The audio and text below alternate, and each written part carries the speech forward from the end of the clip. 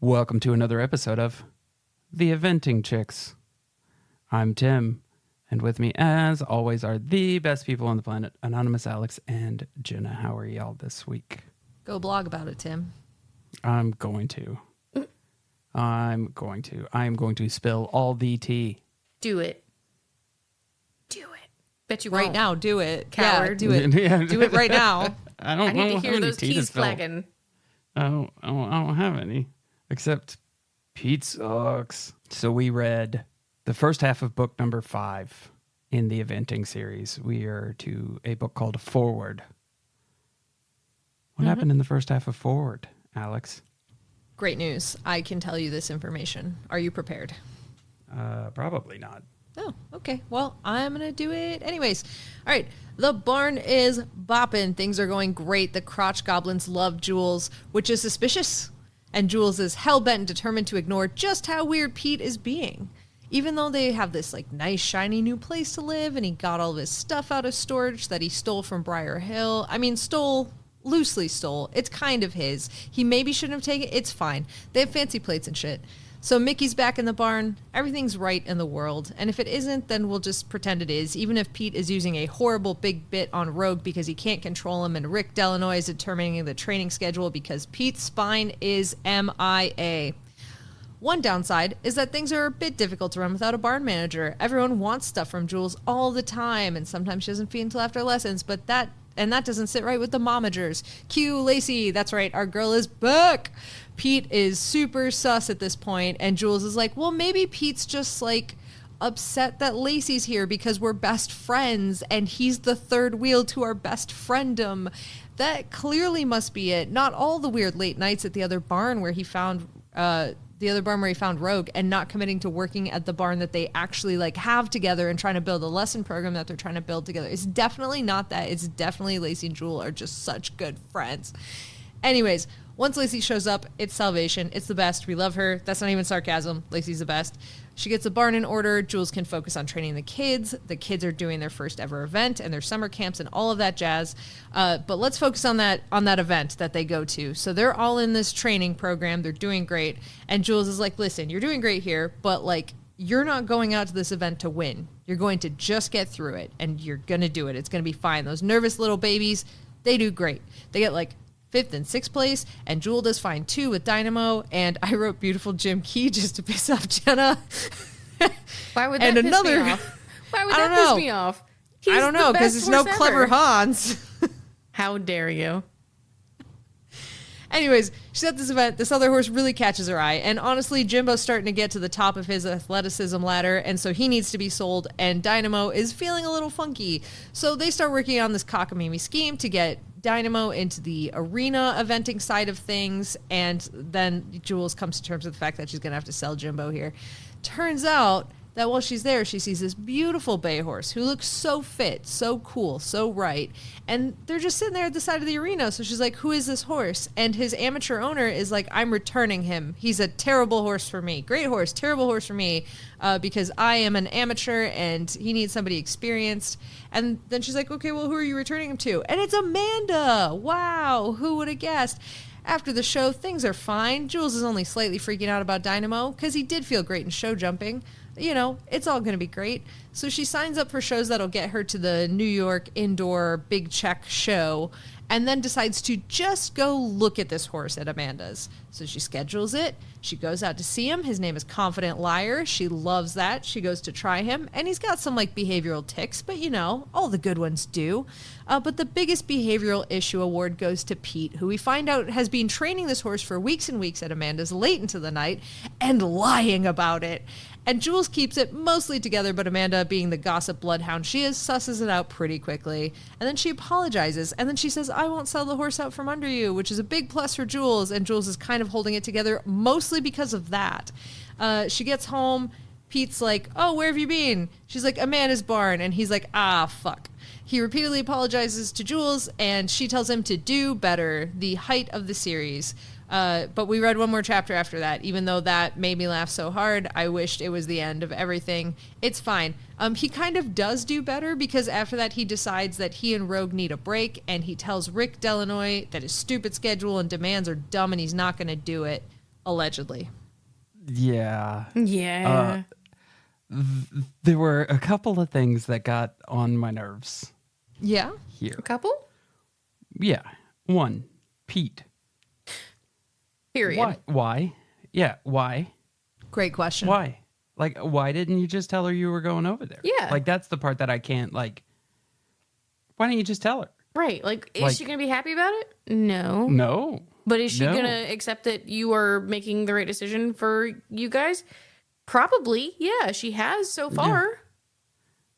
Like, she doesn't tell you what to do, man. Like, Can I give you a little insight into me? That is my biggest fucking pet peeve is when somebody makes, like, you're in a relationship and somebody makes a unilateral decision without talking about it. And then, you know, there's been no fucking discourse.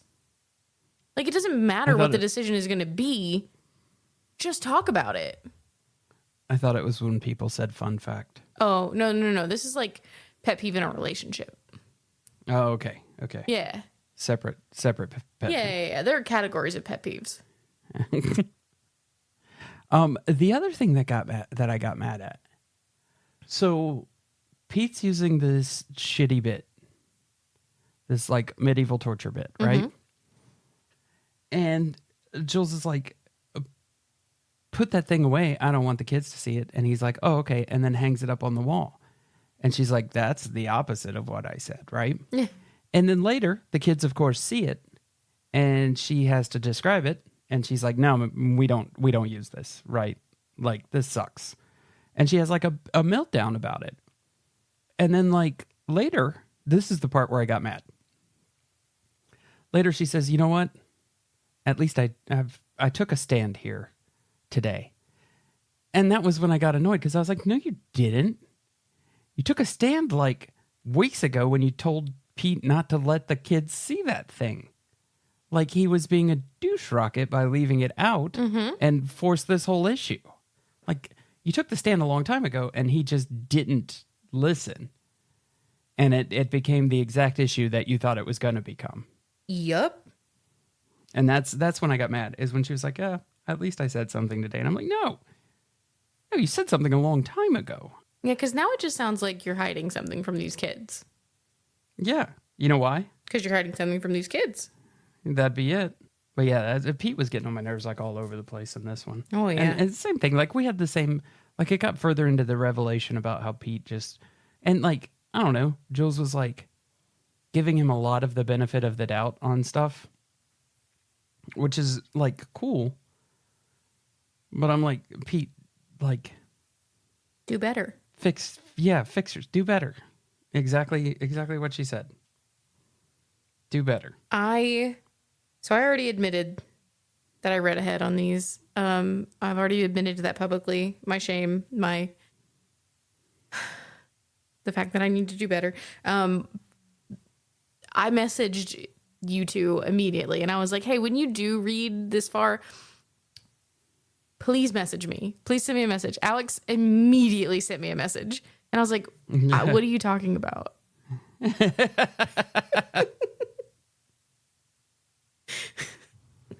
I just wanted to do what you asked.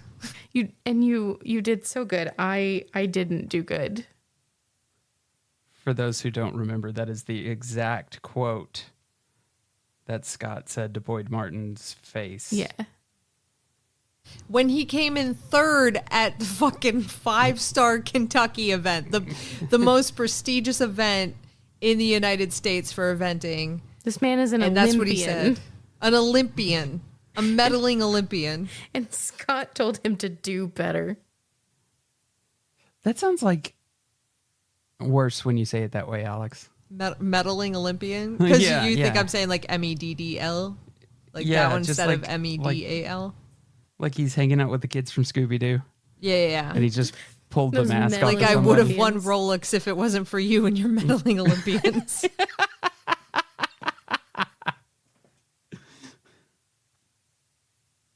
We should get him a t-shirt that says that. Boyd Martin? Yeah. It's a funny joke to me anyway. I don't know if he'll think it's funny, but He will have no fucking idea what we're talking about. If I've learned anything about Boyd Martin from the one time that I've met him and spoken to him for like 30 seconds, it's that he really, really hates like Dada art jokes, which is like, I feel like a lot of what we do. And so, because we had him sign a picture to Scotty Cakes from your favorite horser. And when we said horser, he had to clarify that word with us 4 times. He was like, horser, horser. And then when we said Scotty Cakes, he went, Scotty Cakes? And we're like, why can't you just understand this is funny? Like, why don't you get it? Oh, no. So I feel like we would think that's very funny. And then once we provide it, he'd be very kind about it. But he would be like, what does this mean? yeah. I do like the idea of Boyd Martin running around solving crimes, though. I don't know why this is always a thing for me, is just taking I people think out you of really their... just like people solving crimes. Yeah, but not people who are designed to solve crimes. Like, I like people who are... I think it's because I grew up watching Tim so many 80s hates TV cops, shows. loves solving crimes. It's like Father Dowling Mysteries or Murder, She Wrote. Yeah. You know, it's like these people who have these professions, but they also solve crimes. I just want Tim to be at the scene of a crime and be like, the cops are going to show up. He's going to be like, get the fucking middle-aged woman in here. You get the fuck out, cops. I was talking to Jenna because they were talking about rebooting Murder, She Wrote with Yeah. I saw that. Oh, I think forgot maybe her name you sent it again. to I me. forgot her name last time, and then I forgot it again now. Jamie Lee Curtis. Jamie Lee Curtis in Murder, She Yogurt Wrote. lady. Yep. Yeah. Yogurt, the Activia, yeah. Yeah. And I'm sure that her Consistent entire poops. career, Wasn't she her in entire body of work, and you boil her down to the yogurt lady. Because do you know what work of hers I've seen? The yogurt commercials. And what's the other one? I've seen 2 things. Halloween, Nope. True Lies. Nope. Everything Everywhere All at Once? Nope. Oh, you should. It's really good. Yeah, It's that's another a one that I fantastic movie. ugly cried Wasn't at. that- Actually, you would love that movie, Alex. Yeah. Wasn't that like, didn't it turn out that the person that like wrote the book that they based that on had like lied about everything? Maybe. I don't know. No, Okay, maybe I'm thinking because something else. it is nowhere in the universe This is- of, yeah, this of isn't- based on a true story. No. you know? Yeah. Okay. Yeah. It is very much a fantasy story. Yeah. So, no, okay, let me rephrase that. I don't see how that could be related to the story, to the movie that I watched. It could have been that No, they I dig did it. something. I've never seen the movie. I've never read, if there's a book, I've never read a book. I don't even know if there's a book for real. It's just the title. I thought there was. I don't know any of this. So I'm going to say I'm wrong. Jen is on the keyboard now. She's looking at Jenna on the keys. Yeah, Jenna on the keys. That's how we should introduce That's her. absolutely how we should introduce it. Why haven't we been doing this for years? I don't know. Just walk up. It's like, hi, I'm Alex. Hi, I'm Tim. And on keyboard. And we got Jenna on the keys over here. You guys are monsters. It's because we don't have to introduce Jenna to anybody because she's famous ass Jenna. That's No. true. That's true. No. Yeah. Everybody knows Jenna already. Absolutely true. This is false. Let me tell you, the other day I was in an Animorphs group and somebody mentioned Jenna on an Animorphs podcast. And the thought never crossed my mind that there was another Animorphs podcast with someone named Jenna on it. So I got so confused. Oh. I even thought you were talking about me Apparently- just now. Right. Apparently there's another one with someone named Jenna. And I was like, what do you mean? And they were like, I hate how she pronounces everything wrong. And I was like, maybe they got To us be fair. confused. Nah. But it wasn't. It was a different podcast. That does sound like if you mushed Jenna and Alex together, that is the description you would get. Jenna on the keys. She can't pronounce Jenna anything. on the keys. Anyways, I'm excited for this Murder, She Wrote reboot. I've never seen the original, but I'm ready for it. I want to sit down and watch like 10 hours of Father Dowling Mysteries with Alex. I want to know what her take. Like, how do you foresee this going? I don't know. Not well. Like overall. What do you mean? I don't know what your takeaway from Father Dowling Mysteries would be. I don't even know if anybody listening to this podcast remembers Father Dowling. Like, I'm old. I'm not listening to this podcast, but I do remember it. I'm a big Tom Bosley fan. I think it's pronounced Bombadil, dude. Tom Bosley was the dad from Happy Days. What if Tom Bombadil was the dad from Happy Days? I'd watch the shit out of that. He would be a lot grouchier all the time. His wife would be so fucking hot. They'd mention it repeatedly. That is a thing about TV shows, though. Dumpy guy, hot wife. I don't know why that's always a thing. It's also a Lord of the Rings thing, specifically with Tom Bombadil. I mean, I guess also with Samwise and Rosie. And I guess with Aragorn. I mean, Aragorn is hot, but like he's married to like an elf, half-elf princess. So like... Yeah, he's never going to compete. He's never going to compete. Yeah, I guess that's also a Lord of the Rings thing. I'm going to say it broadly across the board. So it's just a media thing. It's a media thing, yeah. Dumpy guy, hot wife. That's how it goes.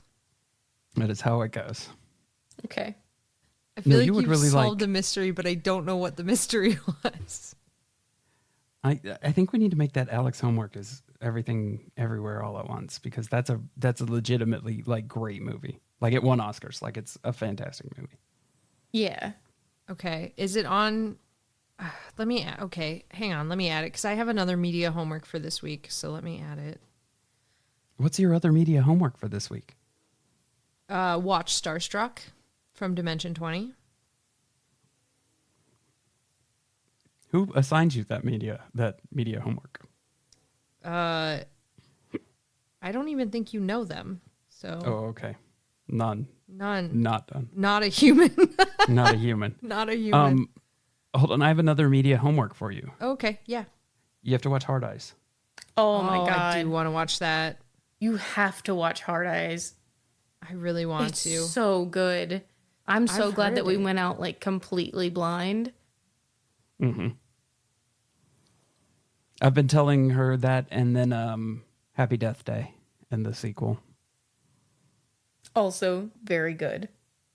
Yeah, great movies. Hard Eyes was on my radar again only because of Josh from Dimension 20 shows. And I was like, oh, I need to watch this. We've gone off the rails. We were talking about a book. Yeah, and then we just started talking about media, as we do. But yeah, the impending collapse that we all felt coming. Yeah. Very much happening. But not in the way that I thought was going to happen. Because there was not another storm. There was not what we would call financial dire straits. But yeah, it definitely turned back bad. And actually, it's like 95% Pete. I would say 100% Pete. I'd say 105% Pete. And the reason I would say 105% Pete is that she's having problems with her partner, buddy, friend, who just came back, whose name I have just blanked on, and you just said it. Her partner, buddy, friend. Lacey? Yeah, Lacey, thank you. I don't know why that left my brain.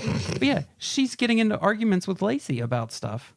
And I'm like, you don't argue with Lacey. This is all Pete driven. This is all just because of where you are with that. Mm-hmm. And she's like looking at Lacey like Lacey's talking down to her because she's been to college for a year. And I'm like, I don't think this is happening. Lacey's just trying to talk some sense into you. But I think you're acting out because of Pete problems right now. So I'm going to say that it's caused a bigger problem than just Pete. So 105% his fault. This reminds me, as I haven't read any further than this, but what the hell is going on with Margot as well and leasing out Margot? Like that's going to become a whole thing. I know that's going to become a whole thing. Yeah. Well, it's weird because Lacey is like, I'm just going to come hang out for the summer. We all know that she's not going to just hang out for the summer. Like we all know that. But why didn't she bring Margot then? Like, I don't know. It is weird. Because she's trying to make some money and also she wasn't sure about the situationship happening. She's been there for 3 days and she's already like, I wish I'd have brought Margot. Yeah. We knew that was going to happen. I don't know, man. At least through December.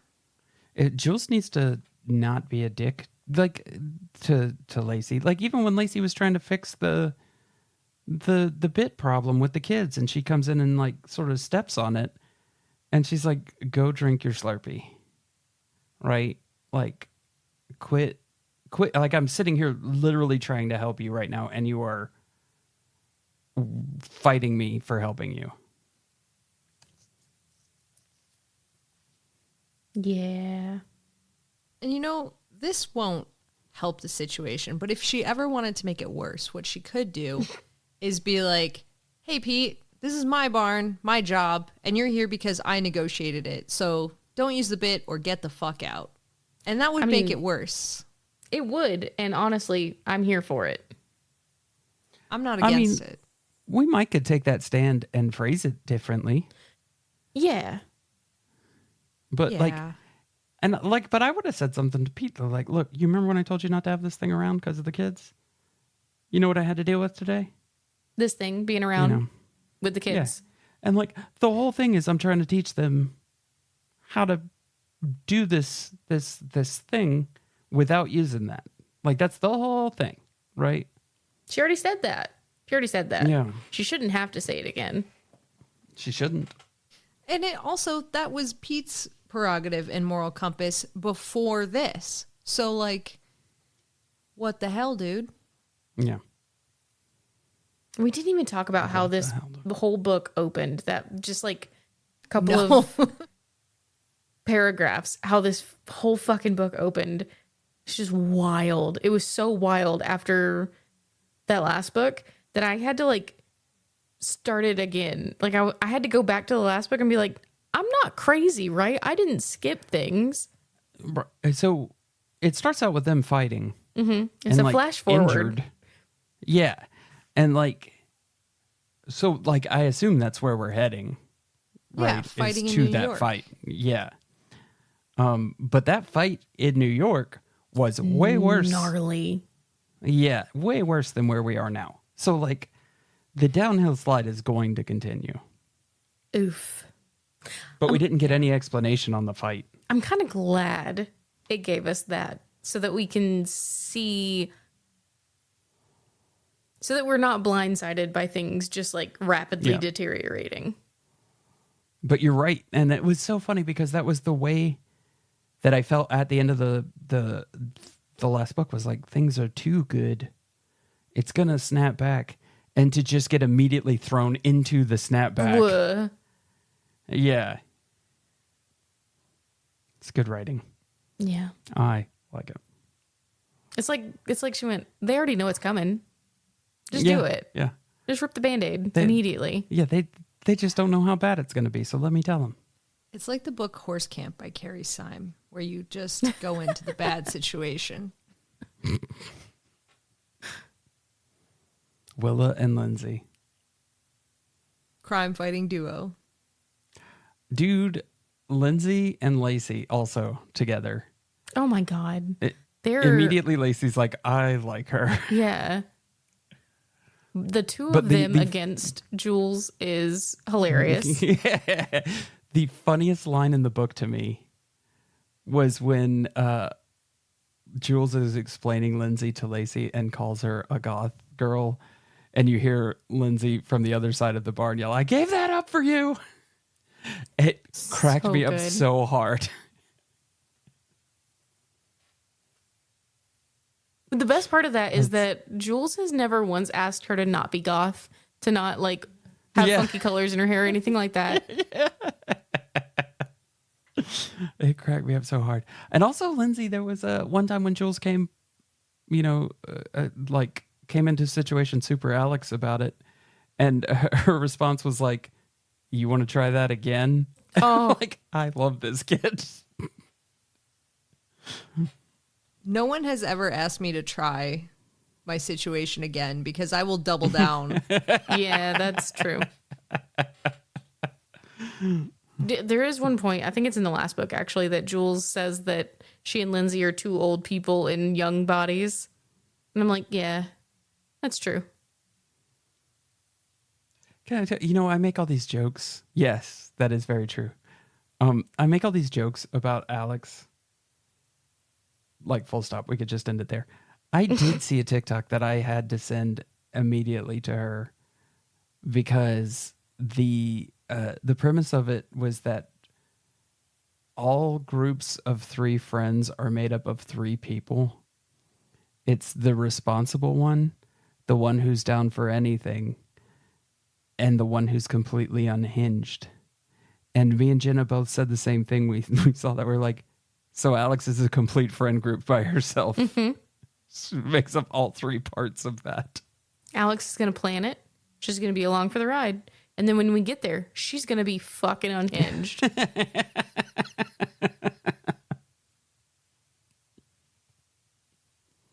Earlier today. Very accurate.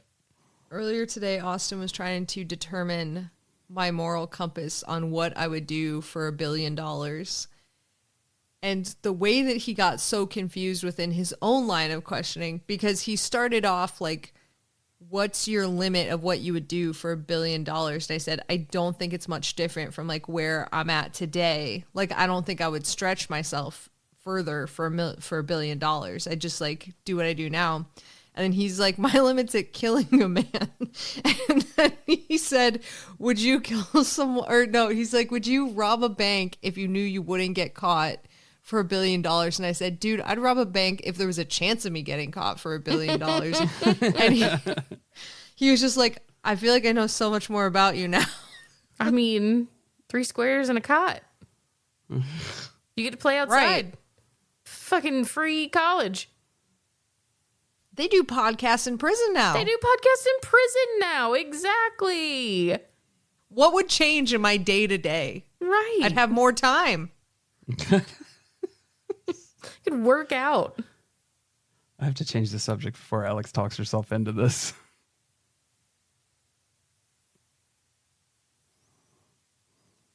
I mean, you didn't do very well at that. I was about to say, No. I'm too late. Where's the I'm too subject late. change?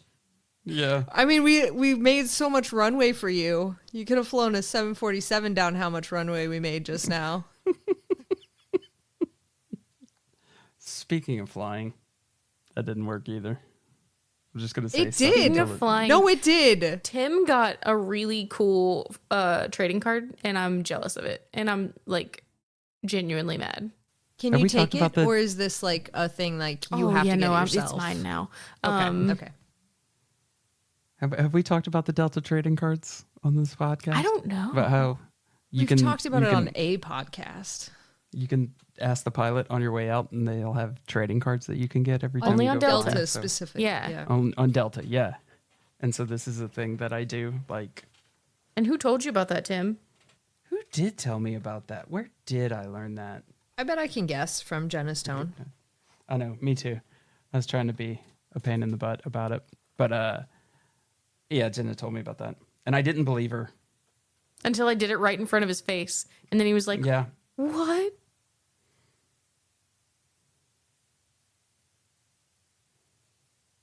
It is one of my favorite things, though. Yeah. It's really cool. Plus, then you get to talk to the pilot. You know what else is one of my favorite things? Bread. Horse news. Ooh. Also bread. Bread and horse news. Two food groups, bread and horse news. All right, so this one is not going to have a lot of details behind it because it's breaking news. I mean, it probably won't be by the time this show comes out. It's fine. So, anyways, they are introducing a Wild Horse and Burro Protection Act for 2025. So it's, I'm sure going to go through a whole bunch of stuff. But basically what they want to change about it is they want to phase out the helicopter roundups within 2 years because those are inhumane and terrifying and all of that jazz. Immediate installation of cameras on helicopters to bring long overdue transparency to the Bureau of Land Management Operations, which, that's probably a great idea to have any oversight of any operation. And then they want to talk about a government accountability office. So it was basically like anything like that needs an investigation into understanding if it's humane or how they can reduce harm or how they can preserve better. It's an office that is just about accountability to the wild resources that are the wild horses and burros. So sounds pretty exciting. Probably will go nowhere, but we can hope. Well, I'm a little confused. Okay. Because I promise a few episodes ago you said that the horse news was that they were going to start killing off a bunch of horses. Mm-hmm. And now your horse news is that they're going to start protecting a bunch of horses. Yeah, that's kind of how government works. Seems like people didn't like that. Mixed messages here, Alex. Well, that's the thing. So the other one was like a plan that they wanted to implement, and this is legislation to try and protect the horses that they want to implement. So it's not like this one's like this would have to pass before they could fix the other thing. The other thing is the plan of the Bureau of Land Management. Mm-hmm. Okay. So maybe this would possibly get in the way of that? This could possibly get in the way of that. They would at least have to justify that they were doing it humanely and in a way that was ethical, as opposed to kind of like carte blanche to do what they want. And hopefully not just because like some big corporation wants to buy the land that they're running on. Yeah. Which is how the ivory bill woodpecker thing happened. Mm-hmm. You're going to have to tell me about the ivory bill woodpecker thing. Do you want me to tell you now? Yeah. Okay, let's talk about the ivory bill woodpecker. It's going to be a minute. Hold on. New segment. Ivory bill woodpecker, probably not news anymore. Well, okay, there's allegedly been evidence of them finding one again in 2021 or something like that.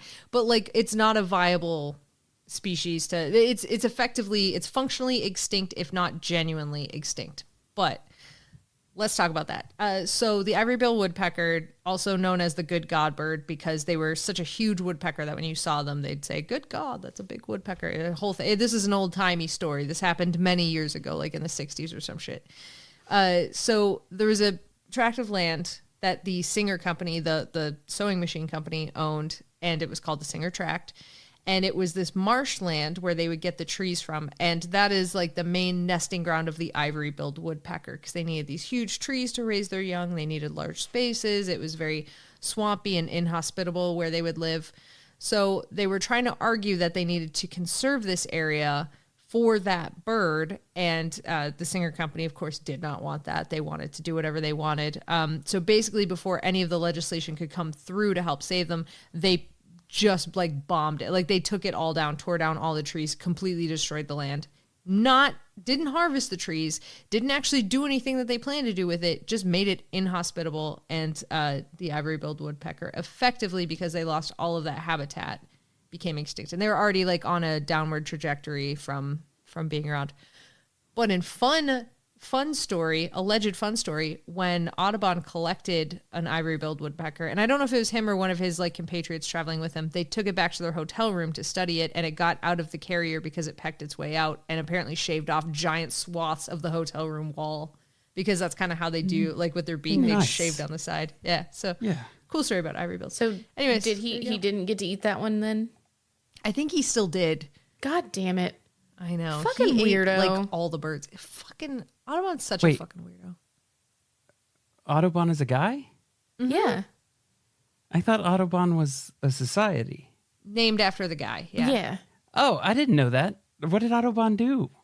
He ate a bunch of birds. Well, he did. You know all the pictures that you see in hotels of birds, and it's usually two birds kind of on a 2D surface, like doing some interaction? Yeah. Those are all Audubon paintings. He was a conservationist. He was a painter. He studied all of them. So he was the guy. He recorded like all of the birds in the U.S., But one of the other things he did while he was studying them is he would take a specimen of each one, like shoot it, take it, and then he would eat it. And he also documented what they all tasted like. Mm-hmm. That's not... We have different definitions of conservationism. Well, think about... You just told me about the Audubon Society, right? Yeah. So how much have they done to conserve and protect the lands and everything? Yeah, but you called him a conservationist. He was. He paved the way for a lot of stuff. He made people aware of a lot of birds. He brought attention to a lot of birds, a lot of their habitats. Birds that were once super numerous, like a passenger pigeon that's now extinct. He had something to do with the plight of that and people being aware, prairie chickens, that kind of stuff. So he did a lot of good stuff. He also did eat that, and he wouldn't shoot all, it's not like he was hunting these birds on the regular. He'd take his one and he'd try it. But yeah, he's eating just a hummingbird. Very curious. Yeah, see, that's what makes him weird and a monster to me. Mm-hmm. I'll try things, but that's just weird. Yeah, it's super weird, and I don't like it. And I don't know why it's weird, but it's weird. I think because it's so small. It would be like, just imagine a little drumstick from a hummingbird. Yeah. No. It's like a waste. I don't want to. Yeah. That sounds monstrous to me. Yeah. But also, sound part horrible. of conservation is population control, Tim. So, hunting is part of conservation. I get that. But, not the way he was I don't doing know. it. Not just that sounds like... that was just... if there's a I don't want to group know what of that tastes people... like. If there's a group of people and the guy was like, hey, I really want to help, all of you guys, right? I want to, make sure that you flourish. Also, I'm going to eat one of you. That sounds like some super villain-ass shit, right? That sounds like a horror movie kind of a thing. It does. Yeah.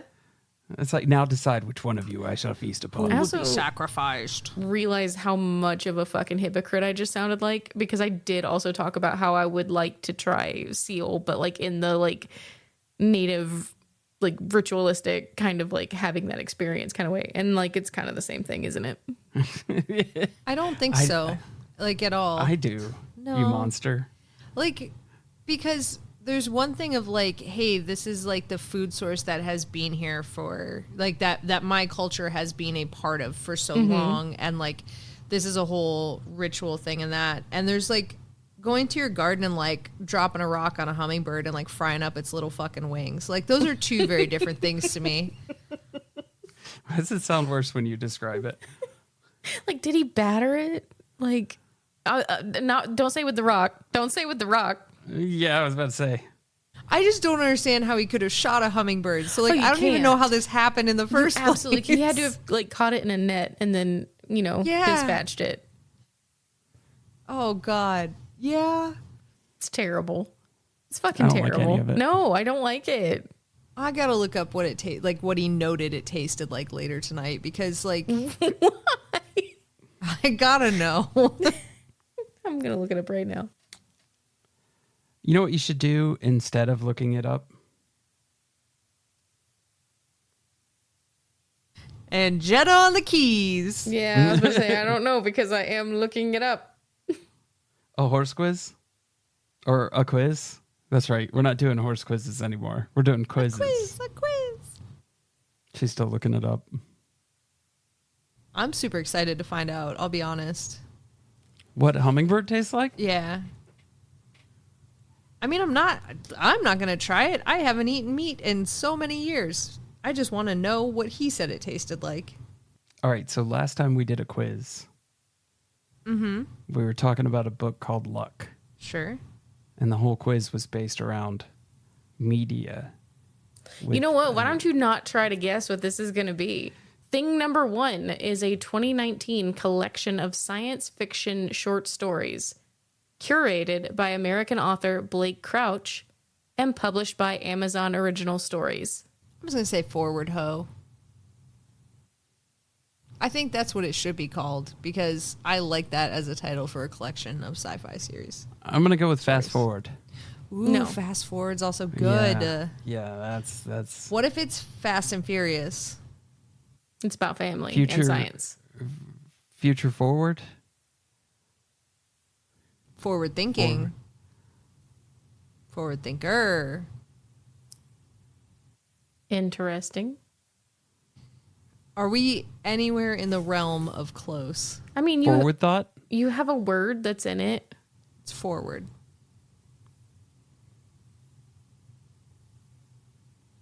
Be forward. What's another clue if we needed one?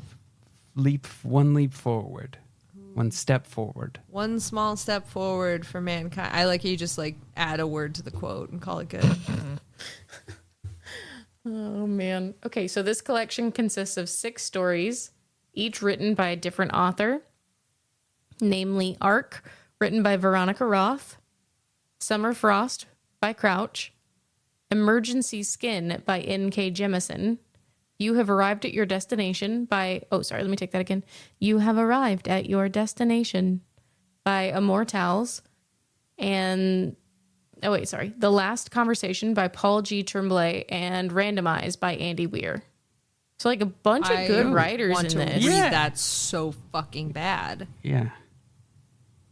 That sounds incredible. Mm-hmm. I want that. Quick, let's guess the name so I can go get it. Tim, go. You say it. Forward in time? Forward in time saves 9. Ooh, there's an audiobook. I'm getting that right now. There's an audiobook of it, and it's read by a bunch of really good people. And one of them is David Harbour. Oh, really? Yeah. I want this. Yeah. Yeah. Yeah. No, you're gonna have to help us a little more. I don't know this. Okay, so we're gonna sort of go into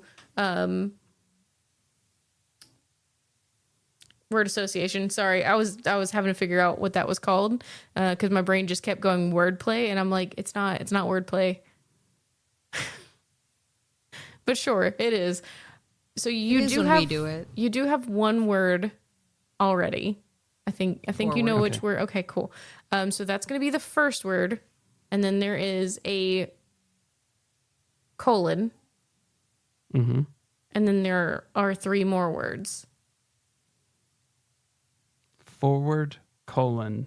To the end. No. That'd be fucking cool, though. That's a great title. It's got to have future in it, right? Not quite. It's something that happened that is in the future, but... To the end of time and space. It's now a full paragraph. Yeah, that's not 3 words. You're doing too much. I've never done too much in my life. I mean, no. Something faster than light travel is going to happen in the future. Time travel might happen in the future. Towards deaths, etc. Okay. I had one good idea. Okay. So for one of those words, they are fictional writings. Just like, fuck, this is harder now. Because my brain's just going, it's just called fiction. Myths, fables, legends. No. There we go. Thank God, Tim. Thank God you unlocked that. stories. Yes. And then for the third word, it's a thing that happens in the future, but we'll never get to it. Stories of tomorrow. There you go. Ooh, no. I do want to listen to this, though. Yeah. I want this. Are you guys ready for number 2? Yes. All right, number 2 is a 1985 dance film directed by Sidney Poitier. In the film, a dance... Fame? Go. Fame? No. Okay. In the film, a dance troupe from Ohio comes to New York to compete in a national talent competition. Best foot forward. No, but that would be a great title. God, why didn't they go with that? That's so much better. What is it? Okay, it's 1985? Yeah. Fast forward. Yeah. Okay. Are you ready for number 3? Yes. I feel like number 3 is probably like Alex's best chance. I think it's my chances are 0. But this might be like 0.001% chance. Okay. I'll put on my thinking cap. Number 3 is a Disney Channel original series produced in Canada for preteens and teenagers, which was originally previewed on both Disney Channel and ABC from 1995 to 1996, with its main run starting from 97 to 99. I just want to say, was it called Fast Forward also? Yeah. It was like Fast Forward a second time. It's not that. Pay It Forward? Nope. Ooh, that's a good guess, though. Forward, Xenon, Girl of the Future, Part 2, Forward, Ho. Zoom, zoom, zoom. My heart go boom, boom. My supernova girl. Stars perfect. gazing mega fast. You hit me like a cosmic blast. Giving me a technicolor world. I don't know what's happening. Zetus Lupidus. Get it together. That answered none of my questions. A Disney Channel show in 95? That's when it it's originally previewed. Yeah. Main run was 97 and 99. Yeah. Probably not Brink. Nope. What else? Moving forward? Nope. Bring It Forward. No. What you else? got served forward. You got served backwards. A Disney Channel show in 97 that had forward in the title. I need more. I feel like there's like no chance that you didn't see this show because I think that we've even talked about it. The show focuses on the lives of 2 best friends and neighbors since birth, Tucker and Rebecca, and their respective adventures as they travel through the world of 8th grade with other friends, Christine and Miles. Tucker and Rebecca versus Evil. Tucker is played by Ben Foster, and Becca is played by Jules State. Oh, is this like? Oh God, this is no. I'm thinking. You remember who Ben Foster was? No, but He I know was who Jules State Archangel in the X-Men movies. Yeah. Oh, okay. Yeah. I feel like I've talked about this from the Jules State perspective, but I don't think I've watched it. I feel like we were talking about this with Austin. This is kind of coming back to me, but it's not Fashion Forward. I'm getting this confused with Blossom, another show I haven't seen. But Jules State's in it. God damn it. It's Disney Channel, so it's going to be like Leap Forward or something. Like it's going to be... Fuck. One step forward. No. Step by step. Day by day by day. So if it's not fast. Is it Furious? No. Family forward. No. Slow forward. No. Same pace forward. No. I don't know. I don't know what it is. Going forward. There you go. No. Leaping forward. No, but interesting concept that you've gone with there. Jump forward. No. Skip forward. Leapfrog. No. You're losing the thread there, Tim. Why is leaping forward an interesting concept? Probably because it's going to be interesting how many words we can come up with that are fucking wrong. Oh, it's always interesting to me. I don't know. I So don't know anything. if there's a scene that takes place in the future, Jump forward. no, Skip forward. no, Foreshadowing. no. Previews. Like you're in the action of the thing, and then there's a scene that goes to the future, and then it comes back to the present. Flash forward? There we go. Thank you. Okay. So exactly what happened at the beginning of this book? Exactly what happened at the beginning of this book. Yes, Tim. Nice.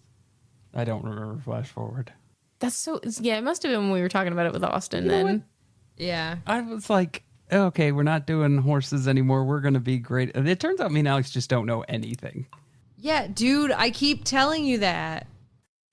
I keep saying it. I keep saying I don't know anything. And then even when we get to movies, I'm like, I've never seen a movie, you guys. And then even Tim has never seen a movie, which I was not expecting. No. It turns out. I think what would be really interesting would be for one day Jenna to do a quiz that is just things from our own histories and to watch Tim struggle trying to guess what had happened in his own life. We should do that. I would get so many things wrong. I'm so excited. I too would get so many things wrong. This was your 8th grade world history teacher's first, middle, and last name. No, there's no fucking way. I know his last name. 8th grade? World history? I bet it wasn't world history in 8th grade. This is so dumb. We had Georgia history in 8th grade. We had Georgia history in 8th grade. That's exactly what it was. Yeah. Mm-hmm. We had social studies. Huh. We had to learn about our own state. Mm-hmm. Which, I feel like we just should have done that, earlier. Yeah. 8th grade seems pretty late. Pretty late. You know who I bet didn't take Georgia history in 8th grade? Who? Our patrons. Well, I don't know that that's entirely true. You also don't know that it's not. Fair enough. I'm going to go ahead and guess which ones did. Because first of all, we have Moose Jaw McGraw, Big Thick Martingale, and Beta Ray Philly. And 2 out of 3 of those horse owners took Georgia history in 8th grade. Because those are our horses. And then Hot Lava SpaghettiOs from Nate, who I would bet also took Georgia history. Oh, man, he might have. Well, hopefully one day he answers this and tells us. And then we have Dale Donuts III from Steve, who did not take Georgia history. Oh, shit, I fucking doxed him again. God damn it. I'm sorry, Steve. Oh, let's move on quickly. Dime Bag from Matt Ellman, who did not take Georgia history. I'm just doxing everybody here tonight. Marital Combat from Metastrophe, who I don't think would have taken Georgia history, but I'm not 100% sure. I'm going to say no. Glue Factory from Bean, who did not take Georgia history. I feel very confident in that. Johannes Equestrum from Rob N, who I'm going to say did not take Georgia history, but that's a pure guess. And then the Circundal from Lost Imee, who is going to go take Georgia history now because I'm signing you up for 8th grade because I'm sick and tired of you taking the second L and putting it in your horse's name, and I am going to put you back into middle school. How does that feel? Probably not good. And Ronnie from Scott, who did not take Georgia history. And those are my guesses. And this brings our podcast to an end, similarly to the way that Pete is hurtling towards the end of his relationship with his shit behavior. Thank you for listening to Horse Girls. If you want to know when new episodes are posted or share your observations of this positively academic podcast, follow us on Facebook at Horse Girls Podcast, Twitter and Instagram at Horse Girls Cast. And if you want to buy some radical shirts and things, visit duckduckjenna.com, America's most beloved search engine, to search for one thing, and that's Horse Girls merch. Do you want to take our relationship to the next level? Do you want to know if I think you've learned about Georgia history? You can become part of our barn at horsegirls.club or patreon.com/horsegirls, or my favorite URL, singlethoughtconnection.com, THOT, where we have a veritable plethora of things to offer you, like content, but more importantly, horses in the barn. If you want to find us another podcast, you can. We do so many. If you like TTRPGs, check out Dungeons and Drakenbeams, Late Starters, Dragon Knight Adventure Friends, Knight without a K is what I'm saying. I don't know if it's right anymore. I've gotten lost in the sauce. Oh, God. Just go look it up. Dragon Knight Adventure Friends. I don't know. You do you. If you like Animorphs, check out Animorphs Anonymous. Surprise! We also do Surprise Attack Book Club. If you, like me, are bewitched by Jenna, check out Jenna's Twitch at twitch.tv/JennaChill with one singular L. Do not put the second L in there. Do not be a lost Imee. Do not go back to 8th grade. Do not pass go. Do not collect $200. Go to twitch.tv/JennaChill with one singular L. And if you, like me, can't get enough of Tim's beautiful Appalachian voice, he is voice acted on such podcasts as The Way We Hunt Now, where he's not dead, he's on the radio, he told me. And if you think our episode art is hella cute, that's because it is, and it was created by KCD, who writes and illustrates a webcomic called Beside You, which you can read for free at besideyoucomic.com. May the nuts ever stick to your roof.